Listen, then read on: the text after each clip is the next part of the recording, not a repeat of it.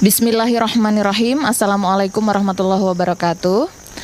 Semoga Pak Ustadz selalu dalam lindungan Allah dan diberikan kesehatan sehingga terus mampu bersama-sama kita menjawab pertanyaan-pertanyaan dari umat untuk memberikan pencerahan.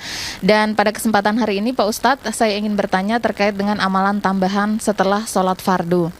Saya pernah mendengar Pak Ustadz bahwa berdasarkan tuntunan Nabi Muhammad SAW ada urutan-urutan zikir ketika akan atau ketika sudah selesai sholat fardu.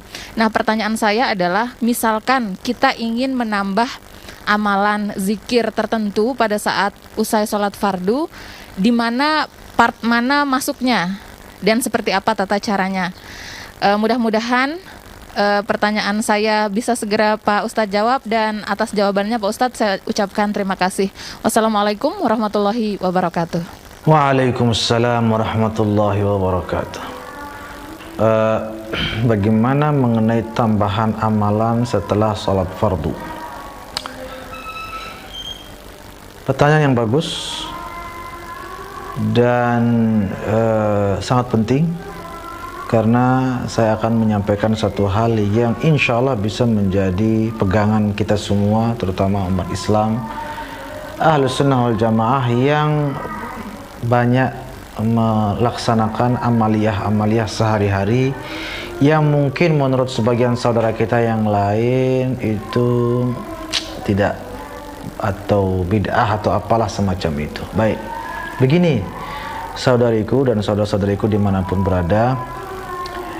Jadi Rasulullah SAW itu mengajarkan dua macam,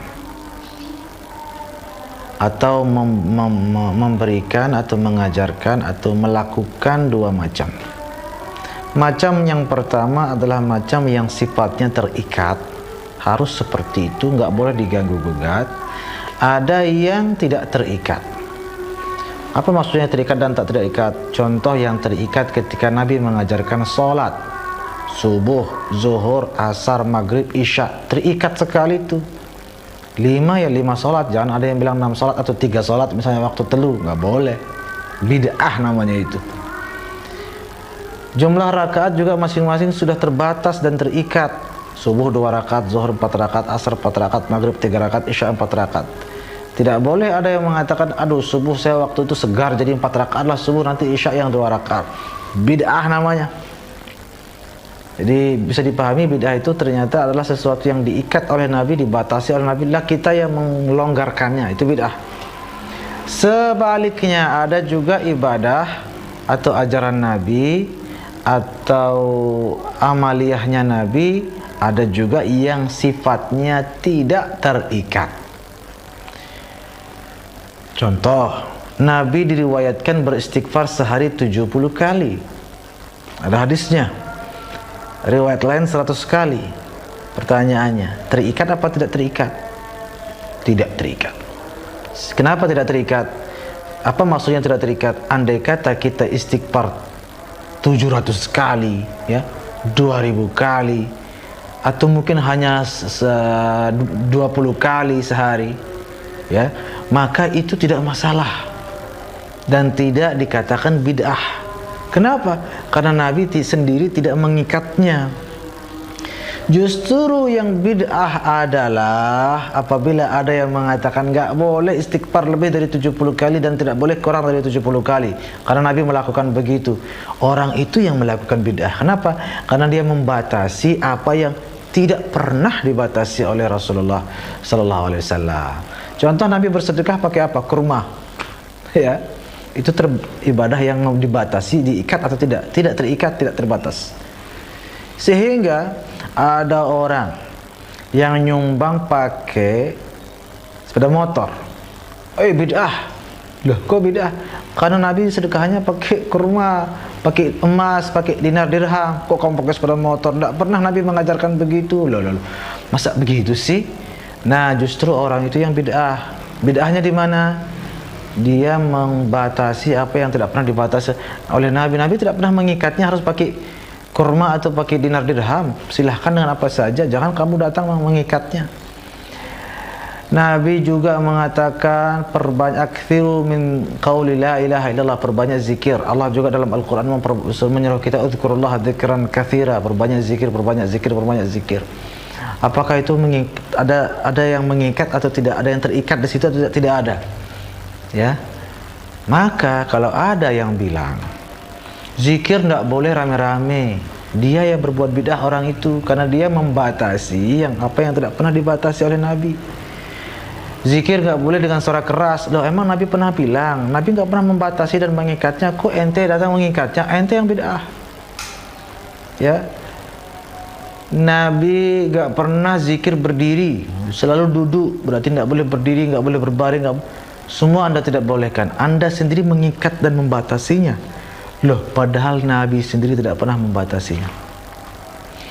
Semoga apa yang saya sampaikan ini dapat mencerahkan kita semua, terutama dalam hal bid'ah-bid'ah inilah. Selama Nabi mengikatnya, jangan kita longgarkan, persis seperti yang diikat oleh Nabi. Tetapi selama Nabi tidak mengikat, maka jangan kita yang berani-berani mengikatnya. Biarkan itu luas dan longgar sebagaimana Nabi biarkan, dan kita lakukan dengan cara apapun diperbolehkan. Nah, kembali ke pertanyaannya, saya insya Allah kalau dipahami betul pertanyaan jawaban kaidah tadi, bisa ditangkap jawabannya kira-kira seperti apa.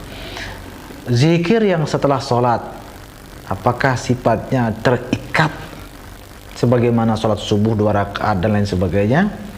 Jawabannya tidak. Sehingga apabila misalnya ulama mengatakan subhanallah 33, alhamdulillah 33, Allahu Akbar 33, itu gimana? Itu terikat, sudah Nabi sudah sebutkan jumlahnya. Tapi kalau misalnya ditambah lagi dengan zikir yang lain atau diulang lagi itu misalnya, maka Nabi tidak pernah mengikatnya, membatasinya, silahkan. Nabi mengatakan akthiru min qauli la ilaha illallah, perbanyak mengucapkan la ilaha illallah.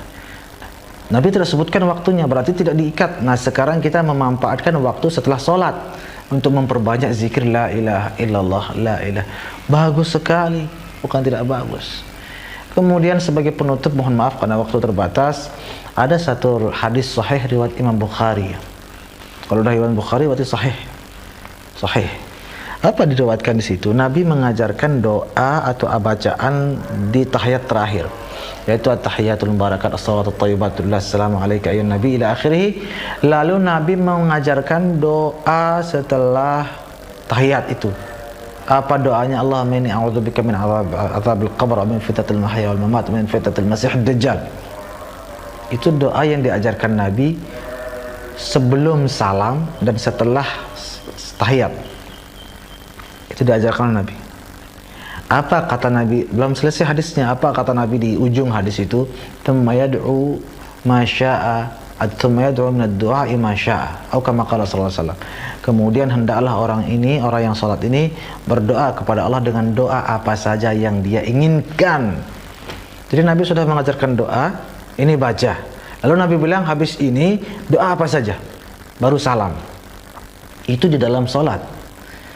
Apa maksud hadis ini? Seakan-akan Nabi itu mau bilang kayak gini, wahai umatku, ini doa saya ajarkan, tapi jangan terbelenggu sama doa ini, doa yang aku ajarkan saja, tapi silahkan berkreasilah dan berdoalah sesuai kebutuhanmu, sesuai hajatmu, dan sesuai kreasimu, sesuai kedekatanmu kepada Allah Subhanahu wa taala. Ini menunjukkan bahwa di dalam salat saja kita boleh menambah doa dan amalan di dalam salat.